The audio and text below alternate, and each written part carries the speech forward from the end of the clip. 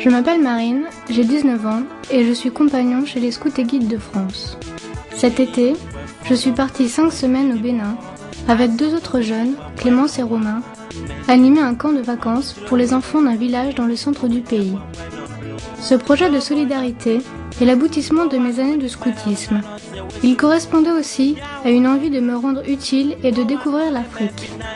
Je ne suis pas partie pour sauver l'Afrique, mais dans l'idée d'aller à la rencontre d'une autre culture tout autre que la mienne. Ce voyage est le résultat d'une année de préparation avec notre contact local, Casimir, responsable d'une ONG béninoise Monde, Vie, Liberté. Notre projet se situait en fait dans la continuité d'un projet réalisé par d'autres scouts l'année dernière. C'est en les rencontrant que nous avons décidé de reprendre à notre tour leur projet. Pour le mener à bien, nous avons monté ce voyage en partenariat avec Casimir. Nous avons suivi des formations à l'animation et fait des demandes de subventions auprès de la mairie, du département ou de la direction départementale de la jeunesse et des sports.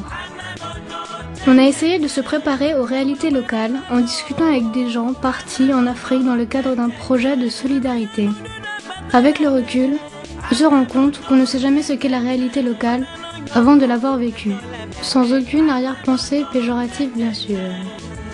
Au risque de répéter ce que tout le monde raconte sur l'Afrique, la rencontre avec la population locale a été très dépaysante et c'est une expérience inoubliable. Les gens sont très chaleureux, ils te disent tous bonjour dans la rue, ce qui change pas mal de ce qu'on vit en France. Je me rappellerai toujours nos longues discussions avec Faustin, un Béninois rencontré là-bas, tant sur la loi Sarkozy que sur la drague au Bénin. Il est important de préparer un peu son voyage en se renseignant sur le pays, ses traditions, son système politique. Mais au final, on en apprend beaucoup plus en discutant avec les gens qu'en lisant le guide du routard. Pour ce qui est du quotidien, l'adaptation n'a pas été trop difficile. Casimir, notre contact sur place, avait tout organisé et nous logions dans une chambre avec des lits, l'eau courante et les toilettes. Nous n'étions donc pas totalement dépaysés et n'avons pas réellement vécu ce que vivent la plupart des Béninois. Le sujet de l'argent restera le seul mauvais souvenir de notre séjour et la cause des quelques problèmes rencontrés là-bas. C'est le seul sujet à propos duquel il est désagréable de discuter avec un Africain. Cependant, rien de surmontable. Cela n'a gâché en rien le séjour. L'animation du camp de vacances, ce pourquoi on était venu principalement, s'est très bien passé. Le matin, on animait des débats pour les enfants sur des sujets tels que l'hygiène alimentaire et corporelle ou l'enfant moteur du développement. Le reste de la journée se partageait entre des jeux, des travaux manuels ou des ateliers de théâtre.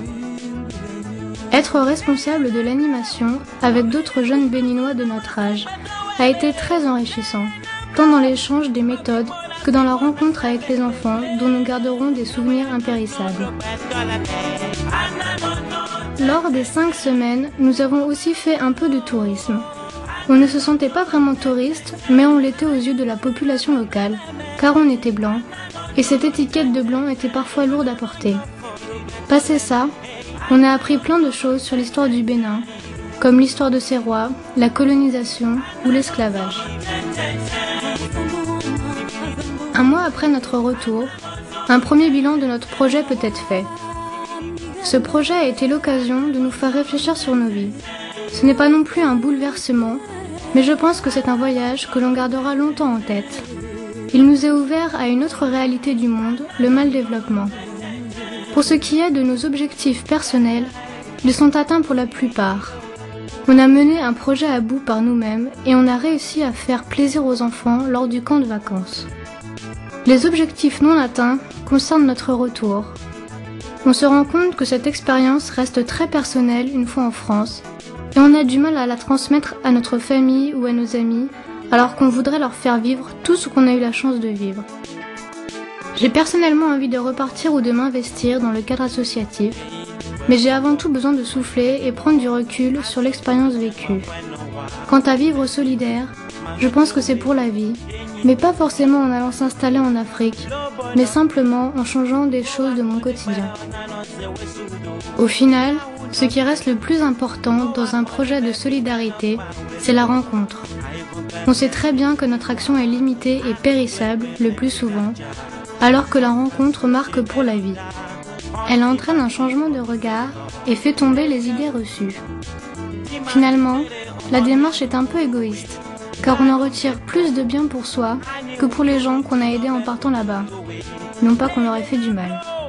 Mais elle m'aura en tout cas amené à des petits changements anodins dans ma vie de tous les jours, tels que marcher moins vite ou plus faire attention au moment présent.